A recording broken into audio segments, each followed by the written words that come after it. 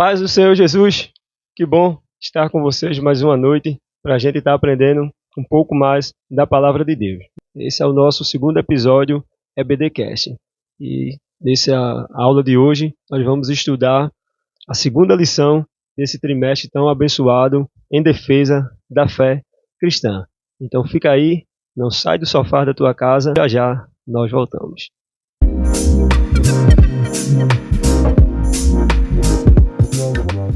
Você está no seu canal EBDcast e hoje vamos estudar a segunda lição desse primeiro trimestre, essa lição maravilhosa em defesa da fé cristã. Essa lição maravilhosa, nós já tivemos a primeira aula, né? E agora nós vamos dar continuidade à segunda aula dessa lição desse primeiro trimestre de 2025. Na lição de hoje, dia 12 de janeiro de 2025, vamos estudar a lição Somos Cristãos. O textual dessa lição diz mesmo assim: pelo que julgo, não se deve perturbar aqueles dentre os gentios que se converteram a Deus. Atos capítulo 15 e o verso 19. Nossa verdade prática diz mesmo assim: o cristianismo é uma religião de relacionamento pessoal com Cristo ressuscitado e não um conjunto de regras e ritos. Leitura diária, nós temos aí na segunda-feira Mateus 9,16, o cristianismo judaizante é remendo novo em vestido velhos. Terça-feira, Atos 11 e 26. Ser cristão significa ser discípulo e seguidor de Cristo. Quarta-feira, Atos 15, 1 e 5. Os judaizantes condicionavam a salvação à observância da lei de Moisés. Quinta-feira, Romanos 3 e 28. O ser humano é justificado pela fé, sem as obras da lei. Na sexta-feira, Gálatas 1, 8 e 9. Paulo chama essa doutrina judaizante de outro evangelho. E no sábado, Filipenses 3 e 5. O combate à tendência judaizante por uma autoridade de origem judaica. A nossa leitura bíblica em classe está em Gálatas capítulo 2, 1 a 9 e depois o verso 14. O objetivo da lição, primeiro, apontar a tendência judaizante predominante entre os primeiros cristãos. Segundo ponto, elencar as pressões sofridas pelos apóstolos por parte dos judaizantes que se opunham ao evangelho da graça. E terceiro, mostrar de que forma a doutrina judaizante se fez presente entre os cristãos atualmente. A palavra-chave da nossa lição de hoje é evangelho. Nosso primeiro ponto, prevenindo-se contra a tendência judaizante. Segundo ponto, a tendência judaizante no início da igreja. E o terceiro ponto, a tendência judaizante hoje. E a conclusão. Então, essa lição que nós vamos estudar hoje já está na bancada aqui conosco, nosso professor Fabiano Bezerra. Professor, antes de tudo, quero agradecer a sua presença aqui mais uma vez, que tem sido de muita relevância para esse canal, né? De fato, sem a sua presença aqui ficaria difícil eu abrir um canal nessa magnitude, né? Eu sei que a sua importância aqui é muito grande, claro que a gente dependemos todos de uma ação do Espírito Santo, mas o Espírito Santo ele só atua quando a gente primeiro faz a nossa parte. E a sua participação aqui tem sido fundamental para que possa esclarecer a respeito da temática da lição. E a hora que a gente está falando de uma lição muito, podemos até dizer, uma lição muito complexa, uma lição até, uma temática muito boa, mas na verdade se a gente não fizer um estudo mais aprofundado, a gente tem alguns problemas para entender de fato o que a lição está querendo trazer. E essa lição de hoje, essa lição de número 2, é uma lição de fato que exige um preparo a mais, né? Uma dedicação a mais minuciosa, na verdade a palavra é essa, com respeito ao que diz, no geral, o assunto de hoje. Então, o Senhor é uma bênção aqui para o canal, o Senhor possa estar abençoando a sua vida, e aí o Senhor fique à vontade aí para o Senhor trazer aqui o que é que o que estava acontecendo aqui. Nossos irmãos tiveram um problema muito grande no início, né, com essa doutrina judaizante, né, esses judeus com essa doutrina judaizante, enraizante, que foi um problema muito grande no início da igreja. E aí a gente tivemos muito problema aqui. E aí o senhor veja o ponto de partida aí para a gente entender o que foi que estava acontecendo aqui. Que problema eu sei que tiveram e tiveram muito aqui. Obrigado, Jefferson, pela oportunidade de estar aqui mais uma vez. Eu saúdo todos os irmãos com a paz do Senhor. E é uma felicidade estar aqui com os irmãos, estar aqui com o Joelson nesse canal mais uma vez, para estarmos aqui aprendendo um pouco mais da palavra de Deus, discutindo esse tema tão relevante que somos cristãos. Segunda lição aqui desse nosso primeiro trimestre de 2025. E essa é a lição que traz uma discussão que foi urgente para os tempos dos irmãos aí daquela igreja do primeiro século, e também reverbera, de certa forma, para nós. É um tema importante, porque demonstra os desafios que a igreja enfrentou, que a igreja do primeiro século enfrentou, e esse desafio também demonstra, como exemplo, como nós devemos também enfrentar os nossos desafios nos dias atuais. Para que a gente possa começar essa conversa, esse nosso diálogo sobre o tema da lição, é importante que o aluno e o professor, sobretudo o professor, leia a Epístola aos Gálatas. Né? Leia toda a Epístola, para que se possa entender, porque a Epístola aos Gálatas nada mais é do que uma defesa que o apóstolo Paulo faz, não apenas ao seu apostolado, mas uma defesa no que corresponde ao Evangelho, porque aqui no Gálatas, sobretudo Gálatas capítulo 2, que inclusive é a leitura bíblica em classe, né, que o comentarista aqui fez uso, capítulo 2, do 1 até o versículo 9, depois ele pula lá para o versículo 14. Mas é importante que a gente leia o todo, toda a epístola. O que fez Paulo escrever a epístola aos Gálatas? Nossa lição, como falávamos na lição passada, e no primeiro vídeo aqui, ela tem uma característica apologética. E que Paulo faz aqui, em Gálatas, é uma defesa, ou seja, é uma apologia ao verdadeiro evangelho, que estava sendo minado por esse grupo chamado judaizantes. A gente vai falar dele de uma forma ainda mais pormenorizada, para que a gente possa entender quem era esses judaizantes, como eles agiam dentro da igreja, né, sobretudo na igreja do primeiro século, e quais são os danos que esse grupo específico de pessoas que eram judaizantes estavam causando na igreja, a ponto, inclusive, de o apóstolo Paulo escrever uma carta aos Gálatas, e a gente vai entender já já por que esses Gálatas, né? Existem duas teorias sobre, inclusive, a escrita dessa epístola, da Galácia do Norte e da Galácia do Sul. Né? Então, isso mudaria, inclusive, a data que foi escrita aqui a epístola, mas a gente não quer entrar nesse ponto divergente, porque a gente poderia perder muito tempo e não chegaríamos a lugar nenhum, o nosso objetivo específico. Primeira coisa que devemos ter em mente, que é a proposta da lição, que será ministrada no domingo na escola dominical, que somos cristãos. Esse tema vem como uma análise de que o cristianismo não pode ser confundido com o judaísmo, que judaísmo é uma coisa e cristianismo é outra. Então, para os irmãos do primeiro século, sobretudo ali no início da igreja, tinha muita dificuldade de fazer essa distinção entre o que é o judaísmo e o que é o cristianismo. E claro que a maioria, ou quase toda a totalidade dos irmãos ou das pessoas que compunham a igreja do primeiro século era composto por judeus. Sim. Então, a maioria eram judeus.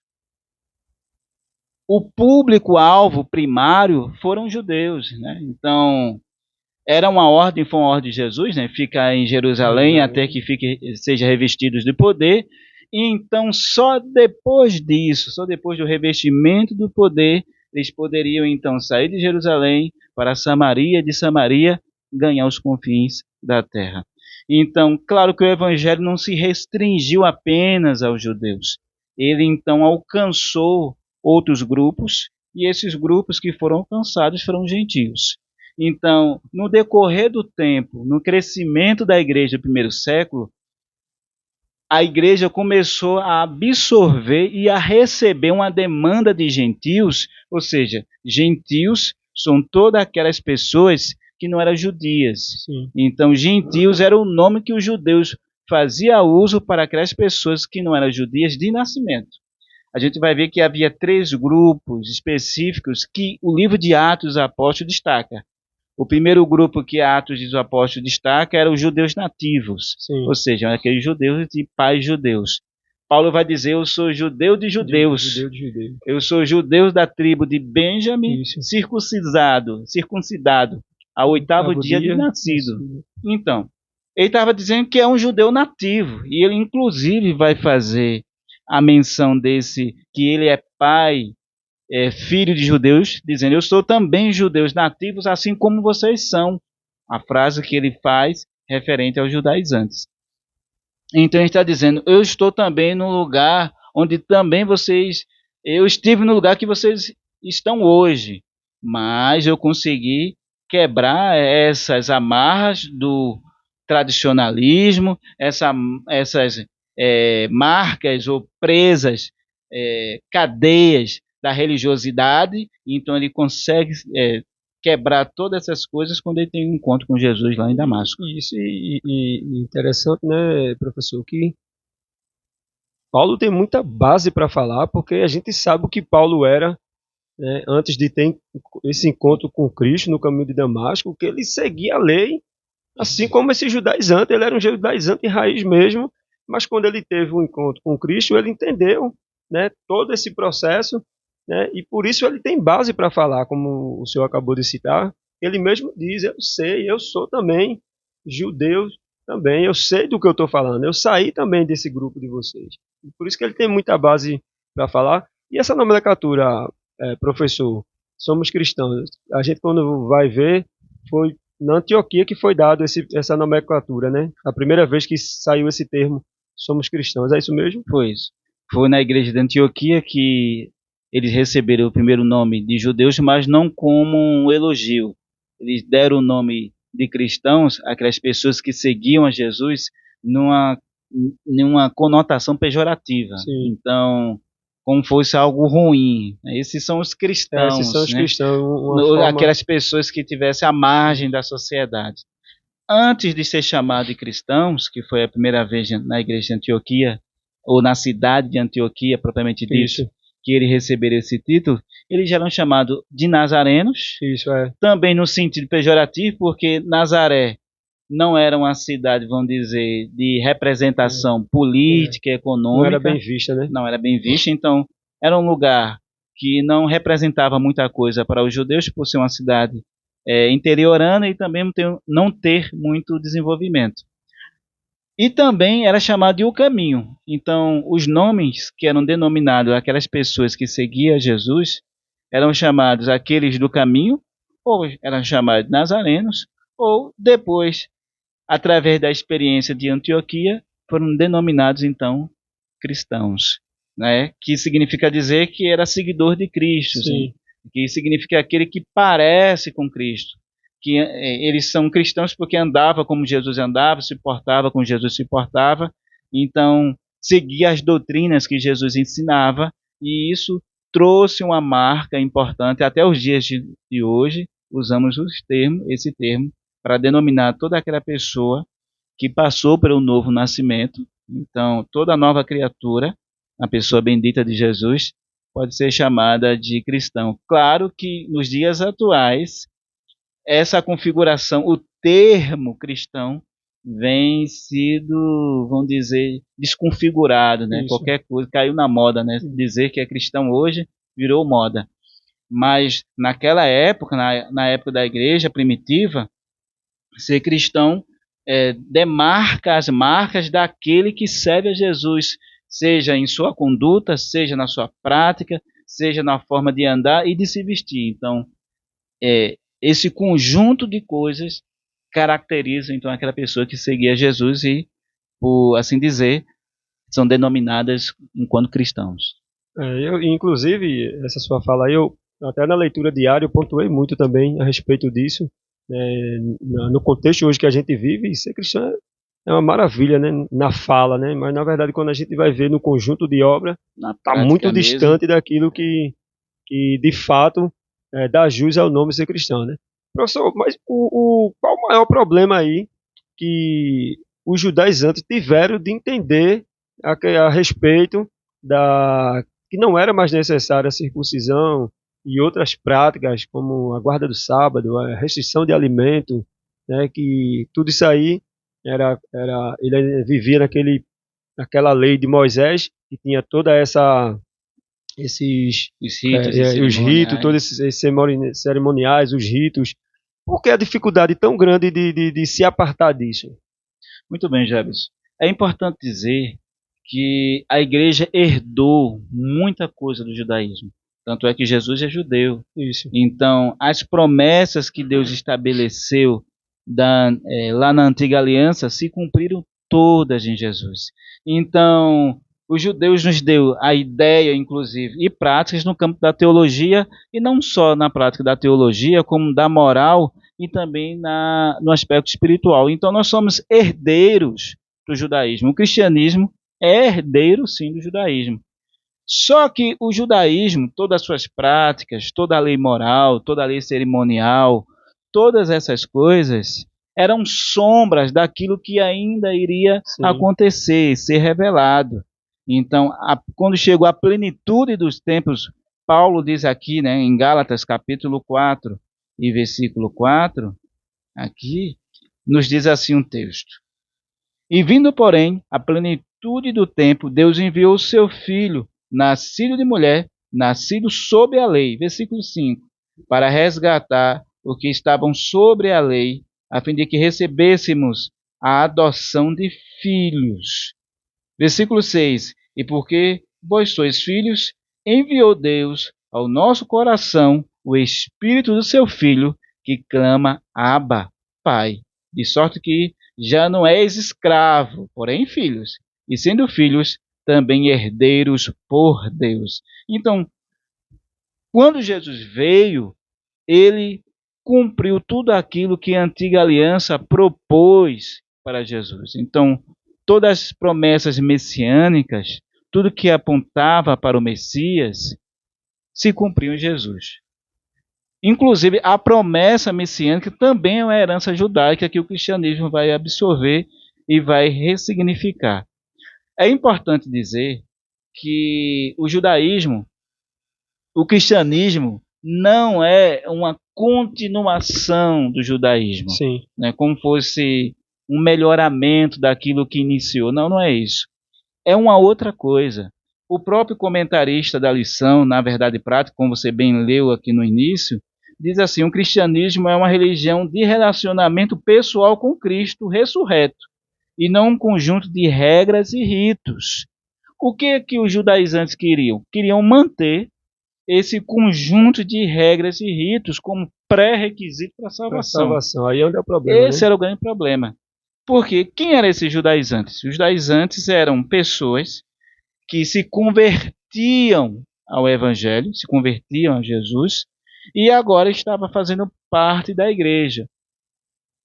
Até o momento, estava tudo bem, até quando os gentios começaram a tomar adesão cada vez maior ao Evangelho, aceitando a Jesus como seu Salvador. Então, veja, mesmo Paulo se autodenominando apóstolo dos gentios, mas o próprio público primário de Paulo era os judeus, porque Paulo pregava em sinagoga a sinagoga. Então, como um bom judeu que Paulo era também, ele entendia que a mensagem primeiro era para os judeus e por isso procurava automaticamente as sinagogas, pregava o evangelho porque havia um hábito, um costume naquela época, como Paulo era um rabino, né? E um rabino ensinado aos pés de Gamaliel, ele chegava até a sinagoga e havia um costume que o rabino da sinagoga, que era responsável pela sinagoga, se viesse algum outro rabino, ele dava então a oportunidade para que o outro rabino visitante lesse um dos livros da Torá, que era costume, inclusive até hoje, de alguns judeus. Então, Paulo, aproveitando o momento da leitura do livro da Torá, fazia o seguinte: pregava o evangelho para alcançar aqueles judeus. Boa parte daqueles judeus aceitaram Jesus, confessaram Jesus como seu Salvador. Inclusive alguns que faziam parte da seita dos fariseus. Só que muitos desses aqui, judeus que se convertiam, entre aspas, ao cristianismo, que inclusive Paulo vai chamar de falsos irmãos, aqui em Gálatas capítulo 2, são justamente esses judeus que haviam se convertido ao cristianismo, que agora queria fazer com que suas regras e ritos, as regras e ritos do judaísmo, se tornassem pré-requisito para a salvação. O grande problema é que Paulo, quando escreve essa epístola aqui aos Gálatas, escreve justamente para refutar essas práticas. Fazia pouco tempo que Paulo havia deixado a região da Galácia e enveredado-se para, então, a primeira viagem missionária, porque, segundo o comentarista da lição, aqui no primeiro ponto da lição, vai dizer que ele subiu depois de 14 anos para Jerusalém. Qual o propósito dessa ida dele? Ele estava na Cilícia, aí na Síria. Estava na Cilícia, na sua suposta viagem missionária, né? Ainda alguns vão dizer que não, alguns vão advogar que ele não ainda havia começado a primeira viagem missionária, que quando ele escreveu, quando aconteceu esse fato que está aqui em Gálatas capítulo 2, não havia acontecido ainda a primeira viagem missionária e também não havia acontecido o concílio de Jerusalém, lá em Atos capítulo 15. Que já a gente toca no concílio, e o conteúdo de Gálatas 2 tem a ver com o conteúdo de Atos capítulo 15, né? O que esses dois capítulos têm a ver uma coisa com outra. É importante a gente fazer uma fala sobre esses dois eventos que irão ser um divisor de águas, né, para aquilo que é o cristianismo e aquilo que não é o cristianismo, ou seja, nesse caso, o judaísmo. Então Paulo passa 14 anos, e depois de 14 anos pregando o evangelho aos gentios, sobretudo, ele vai então até Jerusalém. Ele vai dizer que vai por motivo, por revelação. Sim. E essa ida dele tem a ver com o que aconteceu lá, capítulo 11, versículo 27 a 30 do livro de Atos dos Apóstolos, que foi justamente quando ele tem a revelação de Ágabo, né? Ágabo vai prever uma grande fome naquele momento, e então, como houve uma grande fome no mundo, a igreja de Jerusalém estava padecendo necessidade. E a igreja de Jerusalém, naquele momento, era a igreja mãe, né, das outras igrejas. Inclusive os apóstolos estavam lá. Tiago estava lá, Pedro estava lá, João estava lá na igreja de Jerusalém. Inclusive Paulo teve a oportunidade de encontrar. É importante dizer que quando acontece aqui isso, é antes da viagem, tanto é que Barnabé está com Paulo. Então, isso. Ele vai dizer que o Lucas vai narrar e vai dizer que Barnabé e Paulo, porque isso demonstra que Paulo ainda estava sobre a supervisão de Barnabé. Então, Barnabé era o líder ainda da expedição, né, da viagem missionária, que ainda iria acontecer. Né? Então ele vai lá com o propósito de levar os donativos para os irmãos que estavam em Jerusalém. E então, nessa ocasião, ele encontra os apóstolos que estavam lá, e não só os apóstolos, mas os presbíteros e os anciões, que são os presbíteros, né, os líderes da igreja de Jerusalém.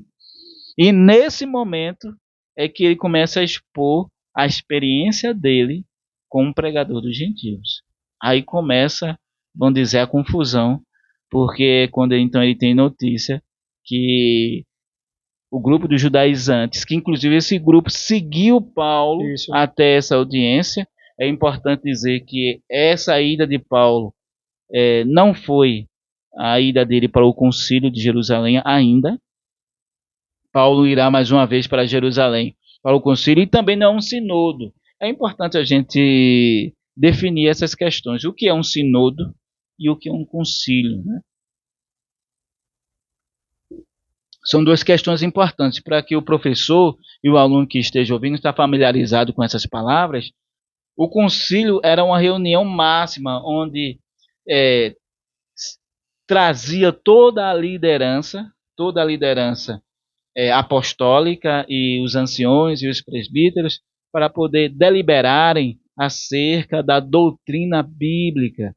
E não só da doutrina, como os costumes, como também não só os costumes, mas também sobre a estruturação e a organização da igreja naquele primeiro momento. Então, um concílio era como se fosse uma assembleia extraordinária, né, onde todos eram convocados, todos os líderes da igreja eram convocados para então poder deliberar sobre assuntos importantes que correspondem, sobretudo, à doutrina da igreja, à doutrina das Sagradas Escrituras. Então, as doutrinas emanam da Escritura, e isso significa que as doutrinas emanam do próprio Deus, porque toda a doutrina é bíblica.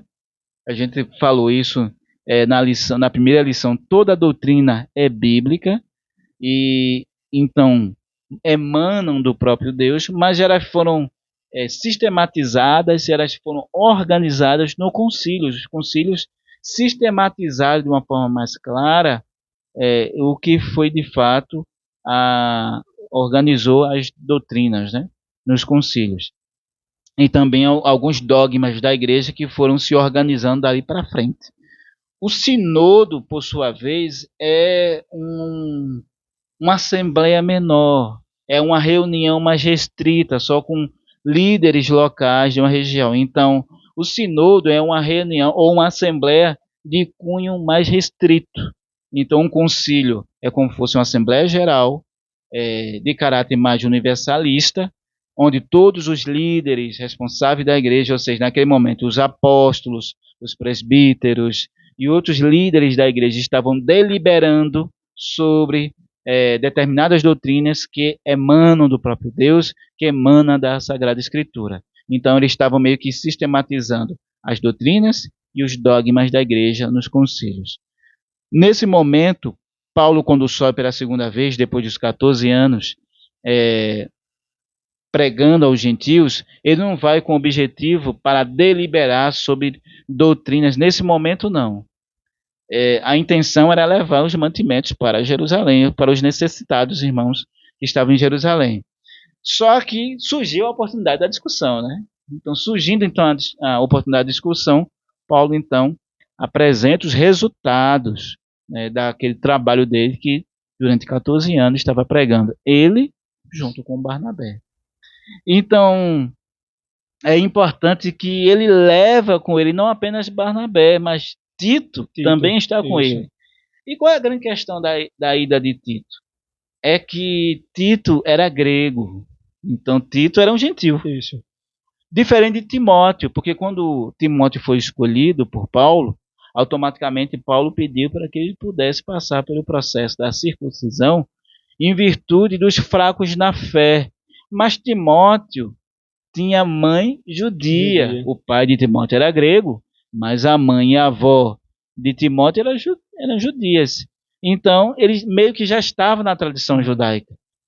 Então, Tito era como se Tito fosse um porta-voz de dizer, não, de fato, eu sou gentil e eu vi a conversão desse homem, eu vi o que esse homem fez. Ele levou Tito mais, na verdade, como um apoio, mas no sentido de dar ênfase justamente ao que ele estava falando, ao que ele estava... Porque Tito era um ajudador, um companheiro, um cooperador de Paulo na obra.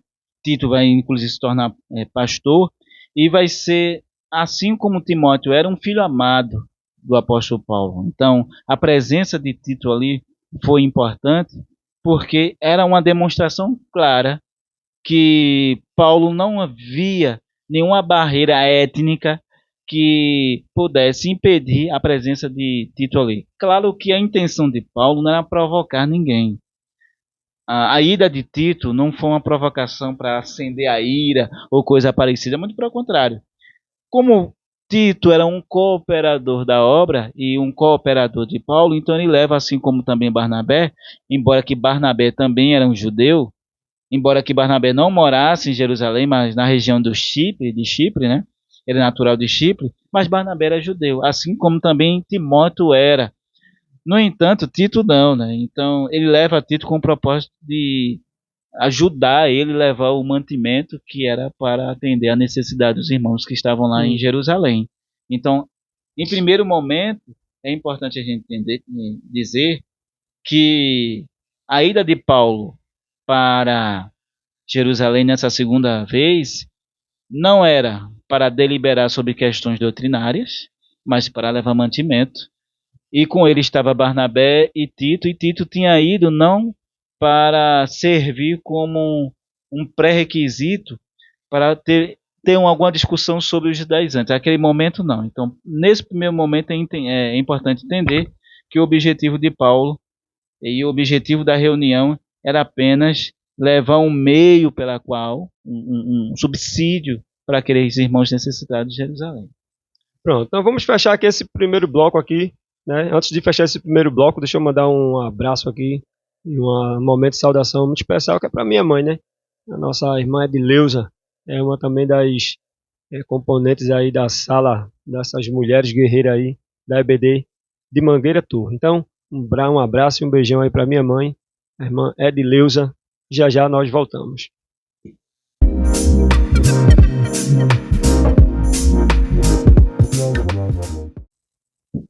Voltamos para esse segundo bloco tão abençoado. E aí a gente vai dar continuidade. Antes de dar continuidade aqui, deixa eu mandar mais um abraço aqui especial para todos os alunos, né? Todos aqueles que gostam da Escola Dominical, que faz parte da Escola Dominical da área 47, tanto a direção como secretária, direções em geral e os alunos da área 47, né? E também um abraço especial ao dirigente ali também da EBD ali de Vila da Prata, nosso irmão Luiz Geraldo Lira, e o seu vice, Luiz Valdemar. Também a secretária, também todo o corpo ali que compõe esse corpo da EBD ali, a congregação de Vila da Prata, que é a congregação do qual eu faço parte. Né? Meu presbítero também, irmão Luciano, um abraço, né? Eu deixo aí para vocês. Então vamos dar continuidade aqui. Então, professor, antes do professor dar continuidade aqui, professor, eu achei algumas relíquias, eu quero até mostrar aqui, que vai agregar muito aí dentro dessa temática que a gente está dessa lição. A gente tem uma lição aqui de 2006, ó, Heresias e Modernismo. 2006 eu achei essa relíquia e tem aqui a lição 9 aqui, ó, o cristianismo judaizante. Justamente tem muita coisa aqui que você pode agregar dentro do teu esboço aí para domingo, nessa lição aqui, Heresias e Modernismo, de 2006, e é do escritor Antônio Gilberto, 2006. Essa lição aqui eu já li ela todinha, peguei muita coisa para agregar dentro da lição de domingo. Outra aqui também, essa aqui de 2004, Colossenses. Aqui também tem uma lição aqui que vai enriquecer muito o teu plano de aula, que é essa primeira lição aqui, ó. A igreja ameaçada pelas heresias. Antônio Gilberto também tem muito ponto aqui que você vai pegar e jogar dentro da temática dessa lição de domingo. E outra aqui também, professor, que eu achei também aqui, isso aqui é relíquias da EBD, né? Quem participa da EBD tem essas relíquias todinha aqui. Essa daqui foi de 2017, a obra da salvação. E aqui na lição aqui, ó, você vai procurar aí a lição de número 7, a salvação pela graça, ou seja, não precisa nada desses ritos para adquirir a salvação. E essa daqui, infelizmente, ela está sem capa, mas eu vou colocar a capa dela aí para vocês, que é uma lição falando a respeito de Judas. Antônio Gilberto também, o cara escritor excelente, né, professor? E essa lição aqui, ó, Judas em defesa da fé, da genuína fé cristã. Tem muita coisa aqui também dentro dessa lição aqui que você pode agregar dentro do teu plano de aula para domingo. Essas 4 lições, eu dei uma lida nas 4, tem muita coisa interessante aqui, professor. Essas 4 lições. E uma também que eu não coloquei aqui, eu esqueci, está lá dentro, é a lição justamente do livro que o senhor apresentou. Razão da Nossa Fé. Isso, Razão da Nossa Fé. Isso, 2017 também. Então, tem muita coisa também, eu dei uma lida nela bem rapidinho, tem muita coisa para acrescentar. Professor, vamos continuar aí. De onde o senhor parou aí, o senhor continue. Muito bem, é importante a gente fazer algumas observações importantes para a gente fechar essa ideia.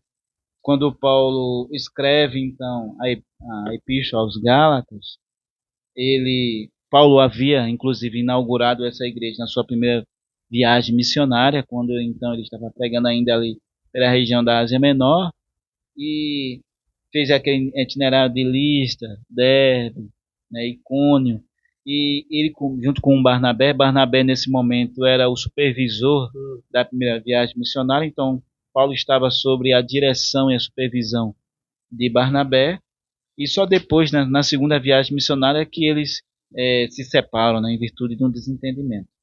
Então, Paulo, é importante a gente dizer que os judaizantes, qual era o grande desafio de Paulo ao fazer essa apologética, essa apologia do cristianismo? Porque Paulo vai dizer que o cristianismo aqui estava sendo colocado em xeque, para que ele queria demonstrar a verdade do evangelho, né? Então, falar da verdade do evangelho era justamente falar do evangelho da mensagem que prega que a pessoa só pode ser salva mediante a graça, que é a pregação de Paulo, o ensinamento de Paulo nas 13 epístolas que ele escreve. Sim. Então, o tema geral de Paulo, além de outros temas importantes que Paulo cita e fala em suas epístolas, mas o tema central de todas as epístolas, ou um dos temas transversais, dependendo da necessidade que Paulo está escrevendo aos irmãos e as epístolas, é que nós somos salvos mediante a graça no Senhor Jesus Cristo. A lei não salva. Quem salva é a graça. Quem salva é a fé na pessoa bendita de Jesus. Então, a lei não tem como salvar. A lei é como fosse o raio-x, né? Quando alguém sofre algum trauma, né? Alguma pancada, e fratura alguma parte do corpo, braços ou pernas, então passa-se no raio-x para mostrar onde está o trauma, onde quebrou algum lugar do corpo, né? Mas o raio-x por si só não tira, Isso, não é? O trauma que foi causado pela pancada. Então a mesma coisa era a lei. A lei mostrava o pecado, mas não tinha o poder de retirar o pecado. A única pessoa que tinha o poder de não só mostrar, mas como também de tirar o pecado é Jesus. João Batista, quando Jesus se apresentou depois do outro dia que foi batizado, João Batista diz: eis aí o Cordeiro de Deus que tira o pecado do mundo. Então, a única pessoa que podia retirar o pecado do mundo é Jesus. E a pessoa só pode ser chamado filho de Deus se aceitar. Primeiro, confessar com a boca e crer no coração para a salvação. Se não for assim, não há como ser salvo. Só que os judaizantes, que era aquele grupo de pessoas que havia se convertido ao cristianismo, na maioria pessoas judias que tinham vindo do judaísmo, que havia trazido toda a sua tradição, seus ritos, queriam impor essa carga cultural no gentio. O que está em jogo aqui é a verdade do evangelho. Então, se Paulo admitisse que os judaizantes estivesse correto, então ele estava dizendo que a salvação é pelas obras. Isso. É mediante os ritos. E ele arrumou um problema muito grande. Né? E ele vai deixar muito claro, porque não é só o capítulo 2, o capítulo 3 aqui da Epístola aos Gálatas é uma verdadeira apologia, uma verdadeira defesa do Evangelho. A ponto de Paulo dizer aqui que a salvação não é feita mediante a lei. Veja aqui capítulo 3 e versículo de número 10 e 11 adiante, quando ele usa a figura de Abraão como pai da fé, para justificar então a salvação pela fé e não na lei. Aí diz aqui versículo 10: todos quantos, pois, são das obras da lei estão debaixo de maldição, porque está escrito: maldito todo aquele que não permanecer em todas as coisas escritas no livro da lei, para praticá-las. Aí o versículo 11 ele diz assim: e é evidente que, pela lei, ninguém é justificado diante de Deus. Por quê? O justo viverá pela fé. Então, a lei não faz com que a pessoa seja justificada por Deus. Por quê? Porque a lei só mostra o pecado. A lei só mostra a culpa. Mas, diante do sacrifício vivo de Jesus, da sua morte e ressurreição, nós podemos obter a salvação mediante a fé em Jesus. Então, aí se manifesta a graça de Deus, o favor de Deus, que é o favor não merecido, né? A graça de Deus derramada na nossa vida. Então, Paulo teve muitos problemas com os judaizantes. Os judaizantes não só perseguiu Paulo aqui, aos Gálatas, porque essas pessoas estavam minando a igreja que estava na Galácia. Paulo, quando escreve essa epístola, o tom de Paulo não é de alegria.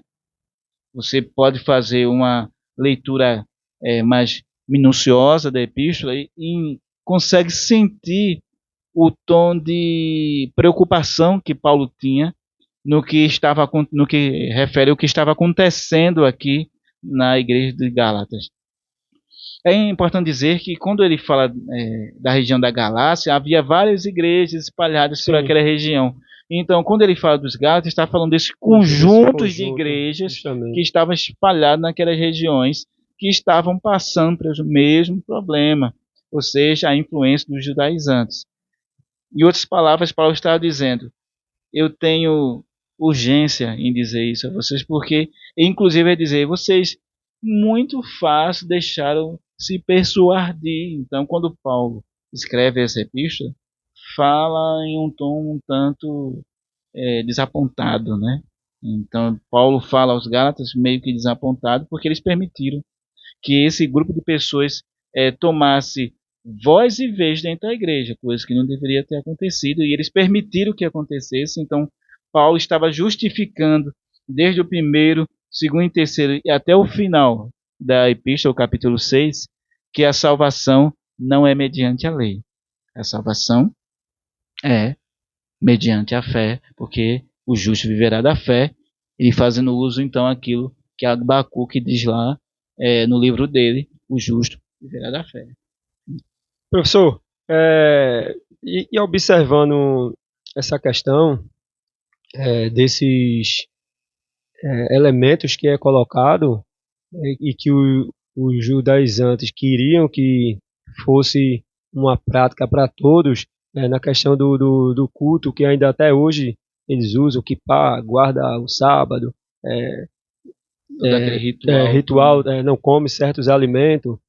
E interessante se falar também, né, que se você fazendo isso como uma apresentação no culto, até que, tipo, às vezes a gente tem algum culto na nossa igreja que se permite fazer uma apresentação de alguma coisa, um talite, alguma coisa nesse sentido, principalmente quando tem culto de missões, que se usa algum desses elementos, né?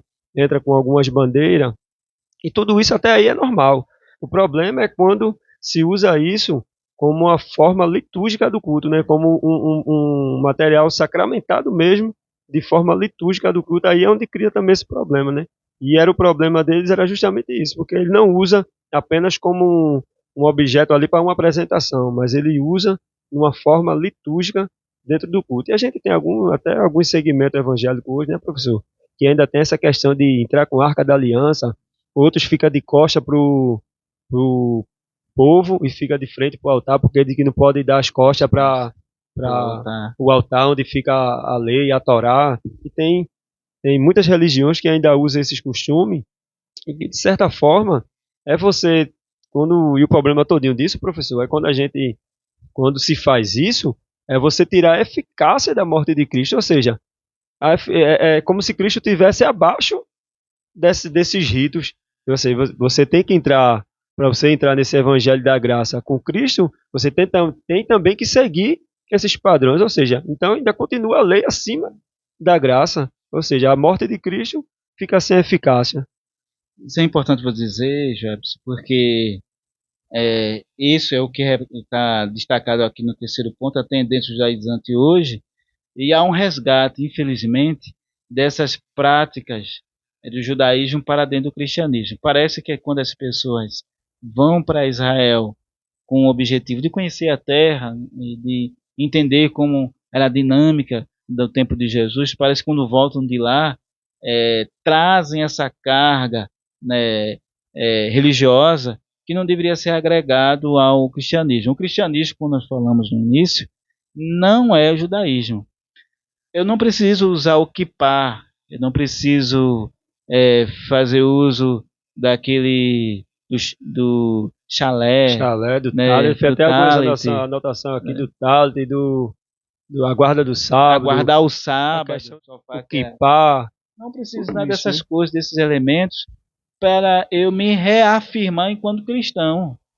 Porque se eu voltar para a prática de alguns ritos do judaísmo, pensando que eu fazendo essas práticas eu serei salvo, é como eu saísse da plenitude das coisas e voltasse para as sombras. Isso. E por que eu não devo fazer isso? Porque a resposta, inclusive, o próprio escritor aos Hebreus nos dá. Por quê? Porque Cristo é superior a todas essas coisas. Cristo é superior aos anjos, Cristo é superior a Arão, Cristo é superior ao sistema sacerdotal, Cristo é superior a todo o sistema cerimonial. Todas essas coisas foram cumpridas, estabelecidas e realizadas em Cristo. E por essa razão, não há necessidade alguma para que eu precise ser salvo, para eu alcançar a salvação, eu preciso fazer circuncisão ou fazer qualquer outro ritual desse tipo, fazer uma dieta, guardar o sábado.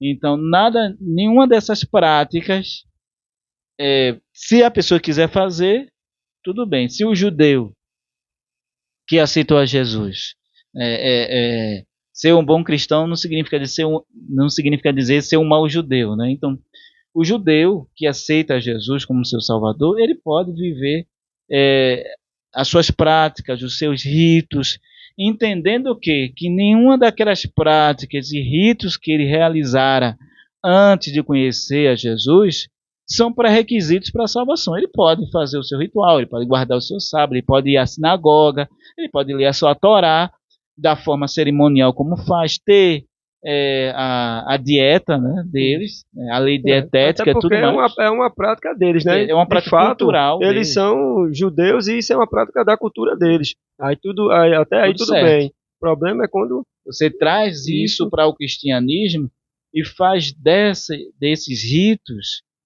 um pré-requisito para a salvação. É isso que os judaizantes estavam fazendo e é isso que algumas igrejas hoje ainda estão realizando.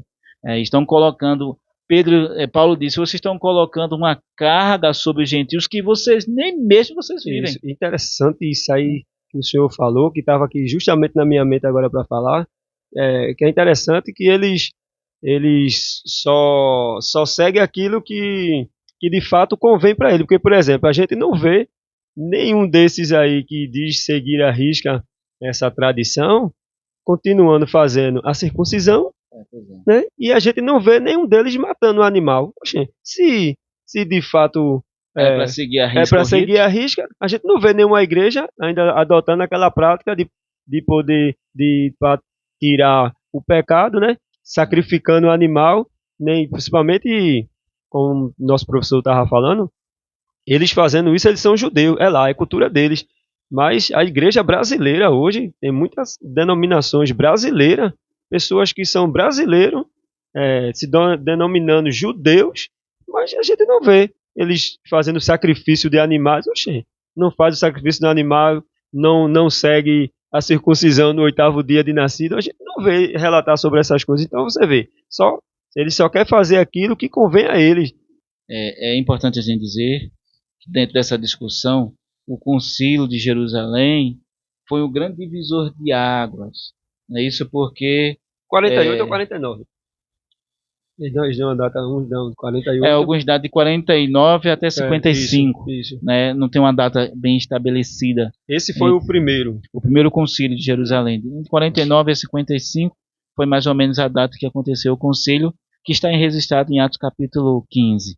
Então o concílio de Jerusalém foi o grande divisor de águas, no que corresponde à questão do que de fato era o cristianismo, o que de fato era o judaísmo. Então aquela divisão ali eles estabeleceram de fato o limite entre essas duas religiões. Aqui em Gálatas, capítulo 2, Paulo também o faz, e faz antes, inclusive, de Atos capítulo 15.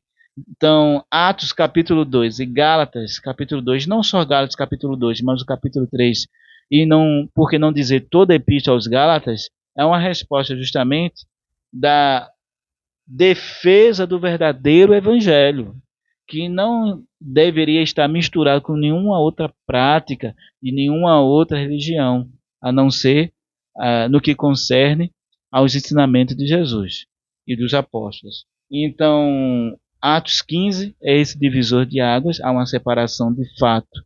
Claro que depois de Atos 15 não significa dizer que os judaizantes deixaram Paulo em paz e as outras igrejas, muito pelo contrário, eles continuaram perseguindo Paulo, continuaram colocando o apostolado de Paulo em xeque, por isso Paulo começa a epístola defendendo seu apostolado, porque eles achavam que Paulo não era apóstolo, e se fosse um apóstolo, era um apóstolo menor, e Paulo deixa muito claro que ele não era apóstolo menor do que Pedro, do que João e do que Tiago, muito pelo contrário. E o que ele foi apóstolo não pela vontade desses apóstolos, mas ele foi apóstolo pela vontade do Senhor Jesus Cristo. Jesus o fez apóstolo quando apareceu ele lá no capítulo 9 de Atos. Então, para a gente fechar esse nosso comentário, é importante que o professor tenha cuidado e defina bem quais são esses grupos, né? Porque, afinal de contas, os judaizantes só aceitavam os gentios se fosse na condição de prosélitos. E quem eram os prosélitos? Eram aqueles gentios que se convertiam ao judaísmo, e se convertendo ao judaísmo, eles teriam que fazer sim a circuncisão. Então, os gentios que queria ser agregado na congregação dos judeus teria então que passar pela circuncisão. O problema é que esse grupo que também estava dentro da igreja queria fazer a mesma coisa, e Paulo vai dizer: a nossa circuncisão foi feita por Cristo na cruz.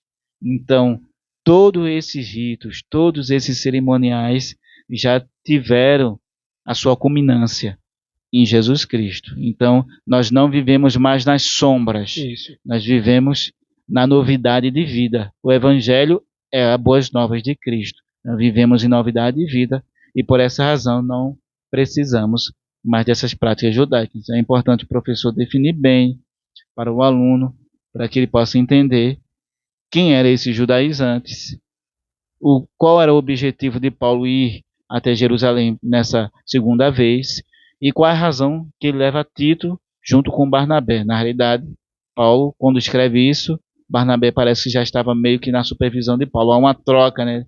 Então é importante que o professor tenha cuidado só nessas questões. Pronto, aí.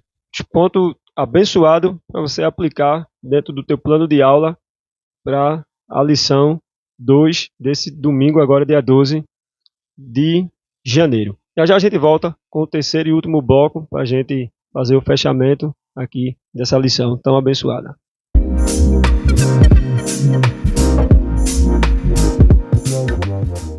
Então, voltamos com esse terceiro e último bloco para a gente concluir aqui e fazer o fechamento da lição. E então, o professor deu uma pincelada aí. É claro que, por mais que a gente tente enxugar o tempo, é difícil porque a lição, o assunto é muito vasto. O professor também tem muito conhecimento, ele está cortando. Eu estou vendo ali no computador dele ali, ele está com o computador aqui na frente e ele preparou uma aula maravilhosa ali, mas está cortando muita coisa porque se a gente for colocar mesmo tudo que o professor está aí, vai ficar muito extenso, mas é isso aí. Isso é só um aperitivo para você no domingo chegar na escola dominical e não perder. Então, nesse bloco, o professor vai fazer o fechamento, professor. E tem dois textos, professor, que eu queria ler, né? Um que está em Amós, né? Amós, que está dentro da lição, Amós 9 e 11. Né? Amós 9 e 11.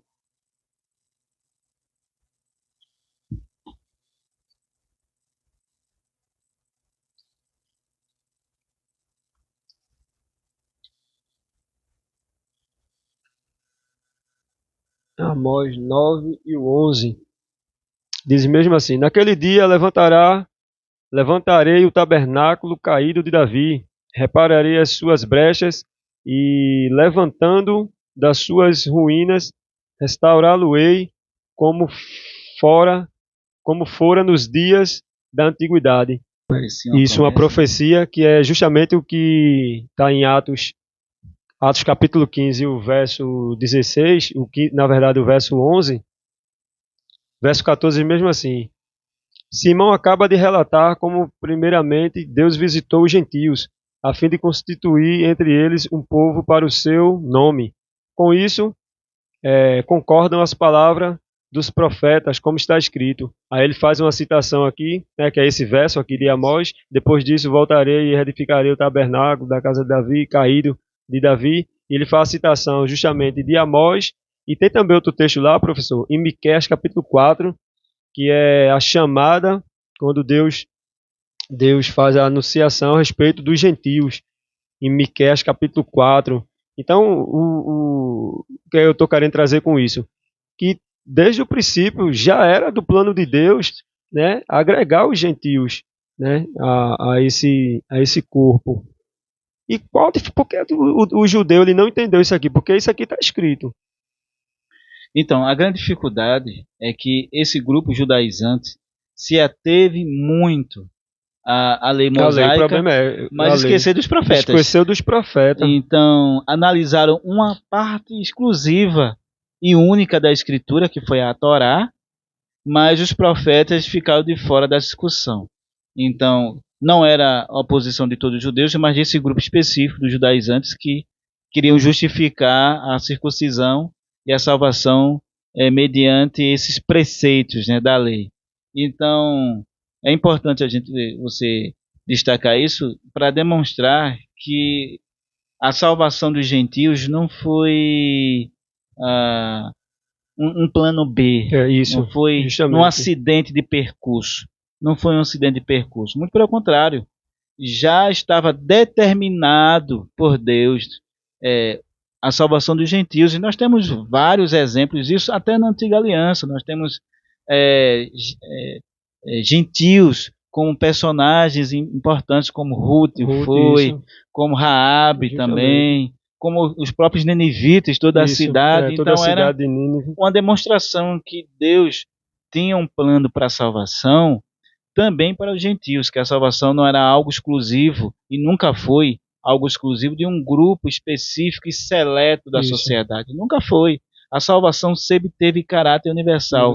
Deus amou o mundo de tal maneira que deu seu Filho unigênito para todo aquele que nele crer não pereça, mas tenha a vida eterna. Então, Deus amou o mundo e não grupos específicos, ou só os judeus, ou qualquer outro grupo específico. Não, Deus amou o mundo de tal maneira. Então, Jesus morreu por todos, por todo aquele que crer no Senhor Jesus Cristo, crer com o coração e confessa com a boca para a salvação.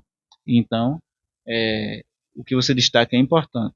Salvação dos gentios não é um acidente de percurso. Não é um plano B. Isso, não é um plano B. De Deus. Justamente. Já fazia parte do plano, porque Deus não tem plano B. Deus só tem um plano, e ele traçou esse plano de salvação e redenção para toda a humanidade. Ele olhou para o céu e não viu nenhum justo que seja. Todos estavam destituídos da glória de Deus. Seja gentios, gregos, ou romanos, enfim, todos estavam distantes de Deus. Só que Jesus veio retirar a barreira de separação para que antes eram dois povos, agora fez um povo, a igreja.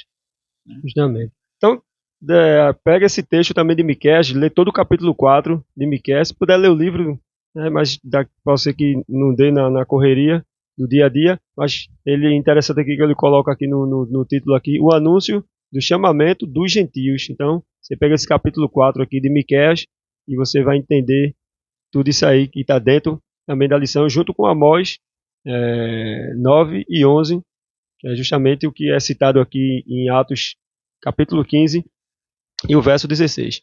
Então, professor, o senhor faz agora, o senhor dá algumas indicações aí de livro para acrescentar, né, dentro da lição. Tem as 4 lições que eu falei, né, que vai vai agregar muito também, tem muito conteúdo bom nessas 4 lições. O professor vai passar agora também indicações de livro aí, para acrescentar aí o teu plano de aula e enriquecer o teu plano de aula, né? E não esquece, a leitura diária ela é muito importante. Você vê, eu fiz até os vídeos aí, botei, se você pega a leitura diária e você faz só na leitura diária, você já tem um conteúdo bem amplo, bem vasto para agregar dentro da lição no domingo. Então, você pegando a leitura diária e fazendo essa leitura fazendo esse estudo na leitura diária, você já vai ter um conteúdo muito grande, né, que não vai dar nem tempo você passar tudo no domingo, mas vai enriquecer muito, né, dentro do teu plano de aula. Muito bem. A primeira indicação, eu quero reafirmar mais uma vez a indicação do livro de apoio da lição, que é Em Defesa da Fé Cristã, combatendo as antigas heresias, que se apresentam com a nova aparência, do pastor Ezequiel Soares, que é tema da lição e é o livro de apoio.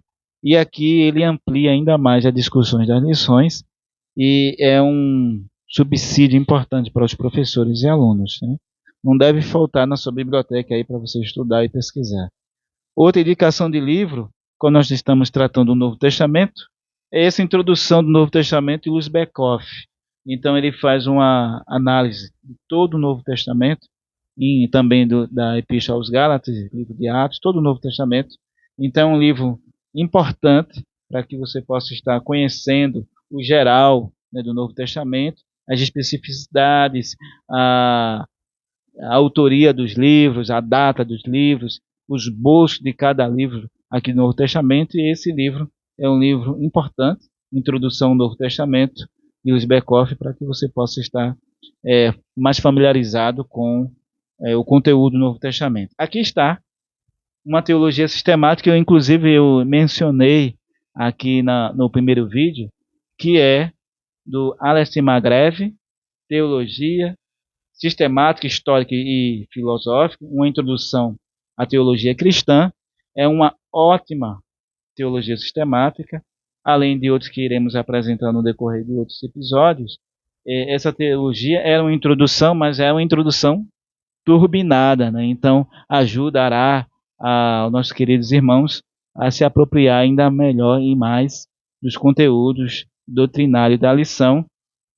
E outro livro, que é justamente também do Alessio Magreve, é Apologética Pura e Simples, que é do Magreve também, é um tema apologético, e esse livro ajuda a compreender as demandas e o significado do campo da apologética, que é um dos ramos da teologia, da editora Vida, é importante também.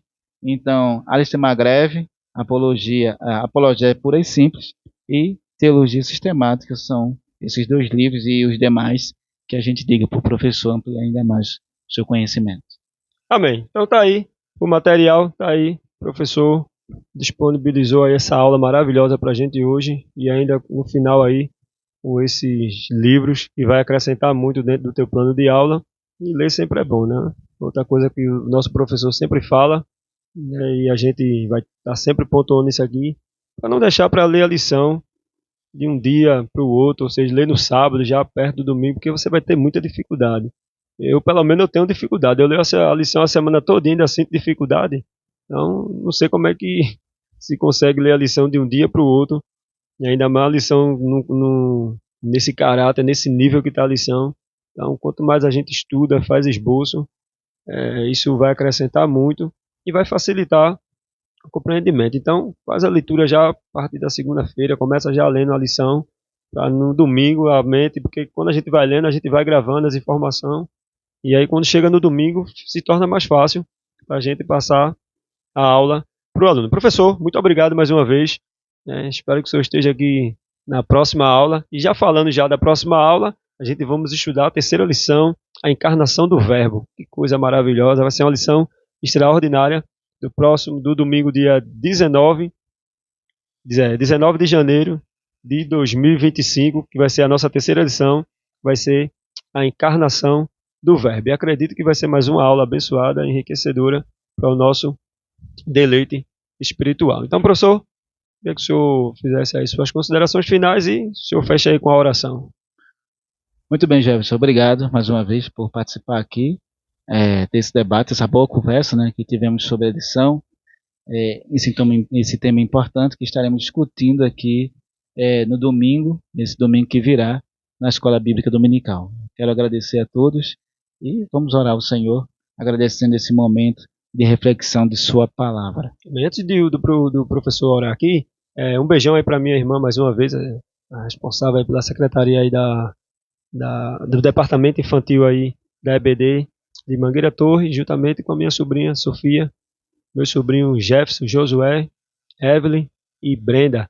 E também um abraço aí a todos os alunos aí de Mangueira Torre, como todos os alunos da área 47, né, que tem dado uma força, tem dado um apoio no canal, tem se inscrito no canal. Graças a Deus o primeiro episódio teve um bom reconhecimento. E claro que a gente está cada dia melhorando mais. As nossas famosas canecas chegou, graças a Deus, está aqui.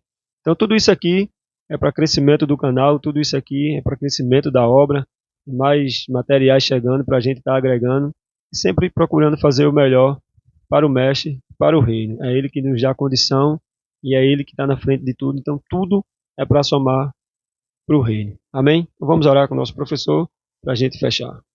Oremos assim. Pai bendito, nós te rendemos graças, obrigado, Senhor, Pai. te agradecemos essa aula, por aquilo que o Senhor nos concedeu, por essa oportunidade rica de estar diante de Ti, aprendendo um pouco mais da Tua palavra. Nos ajuda, Senhor, nos dá a iluminação necessária para que possamos estar entendendo Tua palavra, nos ajude a guardar Tua palavra em nosso coração, com o propósito de não pecar contra Ti, Senhor. Abençoe os professores e professoras, Senhor, alunos e alunas da Escola Bíblica Dominical. Capacita, Senhor, cada dirigente, cada vice-dirigente, a cada professor e professora. São essas coisas, Senhor, que te pedimos e já te agradecemos em nome de Jesus. Amém. Amém. E eu também não poderia deixar de citar aqui o nosso evangelista, coordenador Sidicley Moura, pelo apoio, pela força. Deus continue abençoando ele, toda a sua família, a irmã Cíntia Moura também, toda a sua casa e sua família. Esse foi mais o segundo episódio do nosso EBDcast e te espero na próxima aula. Fica na paz, com a graça de Deus.